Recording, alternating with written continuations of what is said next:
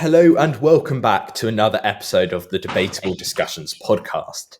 Today you join us for another very exciting episode as we're going to delve into this idea of freedom of speech, a topic which seems to dominate the headlines. It's constantly recurring in the Western world.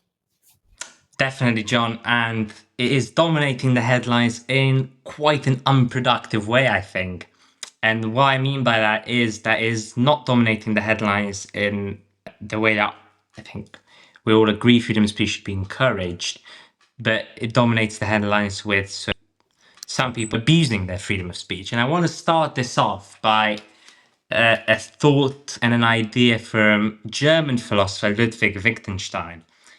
And he famously sort of claims and argues that freedom isn't possible without rules and constraints. He argues that those rules and constraints themselves give rise to freedom. And he gives an example of chess. So he says that the reason you've got freedom in chess and you've got the reason to make your moves is because of the rules of chess themselves, such as the fact that you're only allowed to do this with a pawn, this with a bishop, this with a queen. And I think that's applicable to freedom of speech as well. I think the reason we have freedom of speech is because there are some barriers you cannot cross. You cannot incite for violence, and you cannot, actively perform a hate crime, basically. But those two examples, I think, are so far removed from what any normal and average person would ever deal with in a lifetime that they provide the right parameters for people to be able to express themselves. What do you think? Yeah, I think I am a free speech absolutist. I believe that the vast majority of things people should have the right to say without any consequences. I believe speech facilitates democracy, facilitates discussion and innovation. However, to go back to Ludwig Wittgenstein's idea you said there, on there being almost constraints to how we view freedom of speech, there should be. Douglas Carswell said it on episode 234 episodes ago, inciting violence, that should not be justified. You should not, it's not part of freedom of speech to justify violence, to incite violence. So, for example, you've got to have these parameters which you set freedom of speech around. Similarly, you mentioned there, Dan, hate crimes, perhaps even sort of, I guess, some sort of strains of defamation. That's inciting violence and hate crimes. These aren't things which are included in freedom of speech. Freedom of speech purely to invoke or to say and express an opinion, something which shouldn't be censored. I do want to sort of build on that as well. And you have mentioned this idea of the problems that come with inciting violence and hate crimes and defamation. And the main problem to me, apart from sort of obvious emotional impact on that person, physical impact, even in some cases, but it is the fact that they actually actively censor freedom of speech. Inciting violence censors freedom of speech. Even if your thoughts sort of incite violence against a particular group of people, limits their freedom of speech. Same thing with defamation. Same thing with hate crimes. So I do think Wittgenstein's got a great point there, which is that the rules themselves give rise to freedom of speech. The rules that are in place now, and I think they're the right rules of not being able to do things such as incite violence or hate crimes or defame people, do give everyone a voice, because it means that no one can be actively silenced for justified beliefs. Yeah, and I agree with you there. Inciting violence against a group almost suppresses their opinions in the sense Definitely. the narrative can form. And this is something we've seen on Twitter recently. And almost freedom of speech nowadays in the UK is an idea which is synonymous with freedom of expression across social media, and in particular Twitter, the marketplace where political views are expressed. And many people, and it's a thin line. There was a very famous case in the UK of someone called Lucy Connolly, who, in my opinion, incited violence. It's very sad. I think there have been criminal proceedings to follow her, but she incited violence against a certain group, sort of constructed this narrative around it, which was extremely unfortunate. And sort of going on from your idea there, people, and a common criticism of freedom of speech is, what if the opinions are false? Should we allow these opinions which are obviously not true? And we should. And to resort back to another philosopher, you mentioned Wittgenstein, but one who's not too far from him in a way concerning freedom of speech is J.S. Mill, notably known for formulating utilitarianism. And Mill argues in his book on liberty that all opinions, whether they're false, and even the silent ones, are valuable. You can gain something from them, whether that's debating them and proving them wrong, for example, or it's just having that diversity in opinion. All opinions are valuable, thus we shouldn't censor them. However, Mill does recognize there's a line with this. So Mill formulates the harm principle, which says that you can express something even if it's false, but when it's harming people actively, that's where you've got to draw the line. And that's where the line should be drawn in the UK. I think there has been many examples of clear incitement of violence, and the police has been right in those instances to stop that. However, then I think perhaps the police in the UK have been overly active in trying to suppress freedom of speech, which actually isn't dangerous.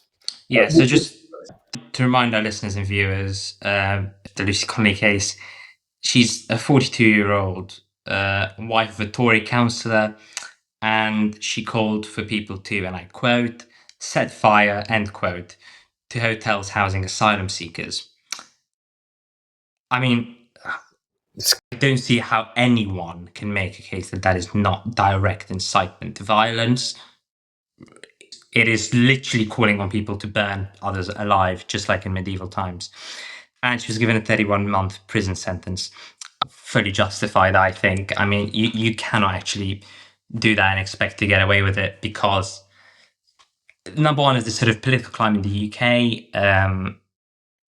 Maybe this is a view that some of our listeners won't agree with, but I do think there is an active element of anti-immigration to the point where it's not just about economics, or it's about sort of whatever integration, whatever people want to claim. I think now is to the point where it's an anti-immigration movement for the sake of being an anti-immigration movement.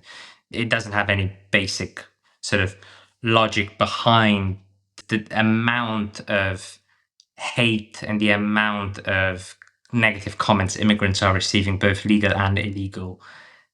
They are in a very bad position themselves because they don't have the right to work as a result of the Tony Blair government and their provisions, because, which again, justified. You can't really work if people don't know who you are. But you cannot actively demonize people by saying they should be burnt alive and then expect to get away with it and say that you're a prisoner for free speech. That isn't free speech. That is incitement to violence. And it's an incitement to violence that actively suppresses and silences the right of those immigrants to free speech. Because if you're burning alive, you cannot talk, one. If you're under threat of being burnt alive, again, you can't really talk as well. So, all this rhetoric from people saying, oh, it's my free speech. Well, yes, it is, but your free speech shouldn't actively censor someone else's. I think that's where I draw the line, is you can say whatever you want as long as you're not actively censoring someone else. Yeah, and I think you make a point there. Yeah, as in inciting violence can limit one's freedom of speech, but then many, I think, would argue that it can be the other way. There has been a recent case of, and it works both ways in the sense that inciting violence does limit freedom of speech, but in this age of social media, voices even from these communities who are unfortunately trying to be suppressed, like illegal immigrants, they have also gained prominence. The recent example, which was just really sad, what this bloke, and just he should be sent to prison, was this man who's been jailed for 5 years for making these very threatening videos towards Nigel Farage, basically saying to Farage that he wants to kill him. And that's just totally unacceptable. And that is, this guy is an immigrant who's come to the UK, and he's using social media to spread this. And that's incitement of violence as well, similarly. So he has been, and he received a particularly stringent prison sentence, also because of past sort of criminal associations. But it's that point of free speech absolutists. In my opinion, like I am, you're an absolutist within certain rules and certain parameters. And that's what needs to be recognized, as many do. But Diane, a key part of this debate, and I alluded to it earlier, is social media. Social media has meant that voices are amplified. So, do you think there should be restrictions on social media in any way to prevent, let's say, more disinformation? Yeah, I think just going back to your earlier point before I start on this one, yeah, again, fairly justified. Hate, incitement to violence, you do deserve a prison sentence. But, and here comes the but for me, it's not the prison sentence itself, but it's the reaction from a section of the population being incredibly happy that this man got sentenced to prison. And these are the very same people that are sort of lamenting all day long about Keir Starmer being, the new Kim Jong Un, and there being no freedom of speech, Yeah, and oh, how dare they put this person in jail for saying this? Well, I mean, look, if you want to have one standard, it should be the same one. but If is you're this? against Lucy Connolly being put in prison for saying burn the immigrants alive, you should be against this person being put in prison for saying kill Nigel Farage. If you say, fair enough, it's incitement to violence like I am, then again, even when it's maybe against your views and maybe against your interests, you should be able to come and say, fair enough. Yeah, but I think some are more nuanced than that, and I think there are examples actually of. I think the examples of, and it isn't to Keir Starmer, it's rather the UK police service force. They have come down particularly harsh on figures for expressing views that are not actually linked in any way to inciting violence, and they've suppressed that. And I mean, many of those people, I think, that were quite happy when the bloke who threatened to kill Nigel Farage was sent to prison. I imagine some were quite nuanced surrounding Lucy Connolly, and their major frustration at Sir Keir Starmer was around cases like that of Graham Lynham, someone who just dominated the UK news for several weeks. And, his was an actual case of free speech absolutism because Lynham's views, whilst they were controversial and whilst you can disagree with them, I didn't really understand them in a manner of how they were sort of inciting violence.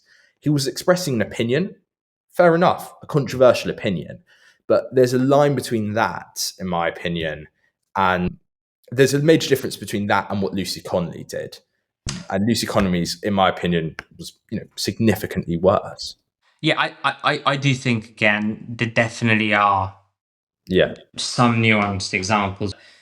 But the point I'm trying to make is even Nigel Farage himself sort of made a tweet about this individual getting in prison and seemed quite jolly about it, whilst a couple of days earlier he was lamenting about Lucy Connolly. And there are more nuanced cases, but I do think the big thing that we are missing right now in politics, but also in just our societies, not just in the UK but all around the globe, is this sort of fairness issue.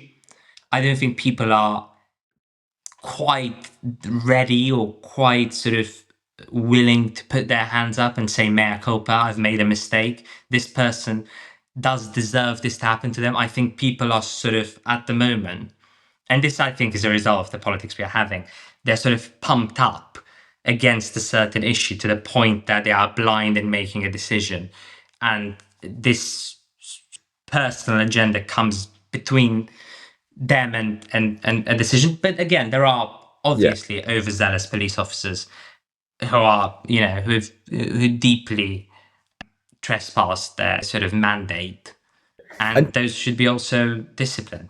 And you do make a point there as well, Diane, in that a major, in my opinion, one of the biggest obstacles to freedom of speech is Donald Trump. Donald Trump and the right wing are actually trying to limit freedom of speech, as you said there. I think Farage to a lesser extent, but the notable one, and this is mainly because Trump is a leader of the USA, but the notable one with Trump is Trump was trying to remove the TV licenses of left wing media channels in the States. That's limiting their freedom of speech, their right to broadcast. Therefore, I don't think, especially someone like Trump, Trump is quite authoritarian in his stance to freedom of speech. He wants his narrative to be propelled. But yes, back to social media though. So I sort of detailed around it. Yeah, I think it's very difficult. I'll say why. Onto the surface level, I do think you should be sort of registered on social media with your real name and sort of who you are. I'm not a big fan of these people with being user 509 writing whatever they think about, and there's no way of getting back to who these people are because they've used this bogus fake email address and etc etc. I think if you are going to say an opinion just like you would in real life, just like how you would say it on a podcast, on TV, you should have your face on social media. I don't think there's a difference between sort of you being on Twitter and saying I really like Cheetos versus you saying that in person. And if that's not a difference for sort of your food preferences, it shouldn't be about your political stance as well. Now, the nuance and the issue does come in some places because in certain countries, you're not allowed to speak up. You're not allowed physically. I mean, you are, but with grave consequences. If you do speak up against sort of the North Korean dictatorship, you're probably going to be in a car accident or something like that. So, in those cases, yes, I do think there is a need for confidentiality and there's a need for these sort of bogus accounts that can just broadcast information without them, the broadcaster themselves, putting themselves at risk. But I do think those cases are so far between that generally, on the large majority, I'm willing to sort of say that us getting less information about these awful dictatorships from unofficial sources or, a couple more whistleblowers, I'm willing to sacrifice that information for the information of the vast majority of society being able to sort of have an identity and for us to know who is saying these ideas. Or I suppose it doesn't even need to be that general. It could just almost be country by country, in the Yeah, sense that we live in a democracy. I yeah, think part of democratic values is to be held accountable for your beliefs. yeah. Within our system, if you are going to tweet about particularly controversial, divisive issues, a big one, sort of like vaccine myths, I mean, like people under sort of fake accounts on social media have tried to spread quite harmful sort of myths around vaccines. They should be held accountable for those beliefs. There shouldn't be this sort of trying to hide, especially in a democratic system in the UK, where you are able to openly criticize without consequence. yeah, and I do just want to link back to a previous episode we did. We did an episode with the former Minister of Energy from Romania, Sebastian Borduja, and we did discuss this issue of sort of fake news, misinformation, disinformation. And something that came up then with him is that unfortunately, people on social media aren't held to the same standards as journalists are. And that led to sort of mad conspiracy theories, such as, French people stealing gold and water from Romania's lakes, and, there being sort of 50 million water trucks traveling to Romania, which would surround the whole globe about 18 times. Yeah, I do agree with him. I do think you should be held under the same scrutiny because unless you're sort of unless, if you're spreading misinformation, you genuinely believe that's true. Obviously there's nothing about that. But if you're an actor, a political actor, covert or not, who is posting out material meant to inflame the public and meant to sort of spread a message and send a signal, then I think people should know who you are. And if you're curious about that and about that discussion, do head back to that previous episode. Yeah, and it's, as Dan said there, Sebastian Berduge is someone we interviewed. We've interviewed Douglas Carswell. In the past we've received support from the Free Speech Union, and in all these sort of instances, this issue's been raised because it's important, and it's both of us have expressed how we're big fans of freedom of speech. We believe it facilitates discussion, but that there needs to be limits. And just like a politician's held accountable, or Diane, you said they're a journalist, we should be held accountable for our Yeah. views. There are views. We shouldn't have these sort of pseudonyms online. And I do think, if you do have a controversial opinion, we've all got a few, whether that's conspiracy theories about the pyramids or stuff about immigration, stuff about politics today. We've all got one at least that is a bit out there. And, I'm happy to be challenged on mine, and I think we all should be, because otherwise, then we're just going to be in this echo chamber, and you're just going to hear stuff that's going to ratify your belief that may be fake. Yeah, and the easiest thing with social media, I think, is that people say things for the sake of it to sort of cause some anger, but there's no need. You don't need to sort of spend your life provoking, which I think many like to do. And with that, we'll finish this episode. It's been a nice, short, but I think, quite insightful discussion we have had on freedom of speech, one of the issues that crops up. So Again. Again and then. So hopefully, if anyone is listening and interested, they can use this as a bit of substance behind it. Yeah. Thank you, and see you next week. See you then.